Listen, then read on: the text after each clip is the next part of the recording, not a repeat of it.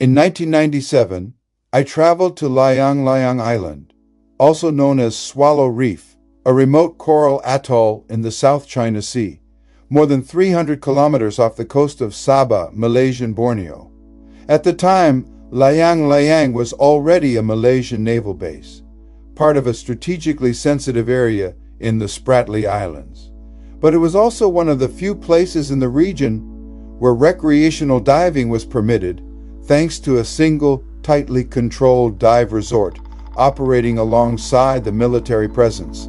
Access was limited. You could only reach the island by air and only during a short season each year. There were no villages, no casual visitors, just a narrow airstrip, the Navy facilities, and one resort surrounded by open ocean. What made Layang Layang legendary was what lay beneath the surface. The reef dropped almost vertically into deep blue water with dramatic walls, strong currents, and extraordinary visibility. It was known worldwide for encounters with schools of hammerhead sharks, moving silently through the depths. That era has now ended.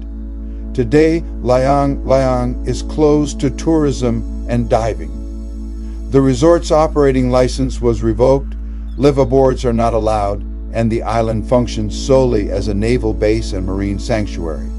This footage comes from a brief window in time when diving at Layang Layang was still possible, and when few people on the planet would ever see what lay below its waters. In 1997, I was fortunate to be one of them. What made diving at Layang Layang so extraordinary was the structure of the reef itself. The island is a true coral atoll, and the reef doesn't slope gently away from shore. It drops almost straight down, forming massive step-like coral walls that descend from the shallow reef into deep blue water. Each level feels like a different world.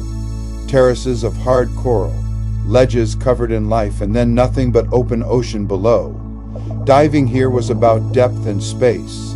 Visibility was often exceptional, sometimes stretching far beyond what you normally expect in tropical waters.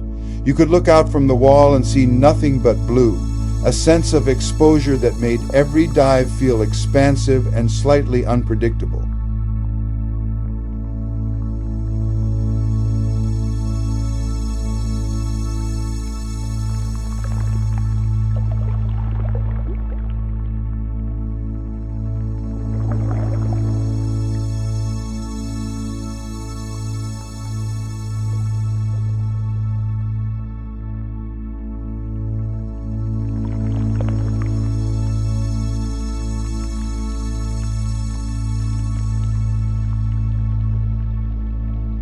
Currents played a big role.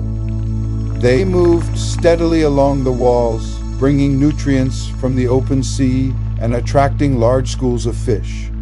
You learned quickly to position yourself carefully, using the reef as shelter while watching what arrived from the blue. And then there were the schools of jack. They didn't appear all at once. At first, you'd notice movement at the edge of visibility, flashes of silver, a tightening pattern. Then the school would materialize, thousands of fish moving as a single body, compressing and expanding in perfect coordination. For long moments, the jacks would circle slowly, forming dense, rotating walls of fish. Light flickered across their bodies as they shifted direction, creating the impression of a living current wrapping itself around the reef. Sometimes the school would hold its shape, almost suspended. Other times it would suddenly contract, then surge past, flowing along the coral wall like a river made of metal and motion. Those 40 seconds, watching the jacks move together, captured something essential about Layang Layang diving. It wasn't just about individual sightings, it was about scale, movement, and the feeling of being a small temporary presence inside something vast and alive. That was the quality of the diving here. Not rushed, not crowded, just depth, current, and life moving exactly as it always had. And for those brief moments underwater, you were allowed to watch.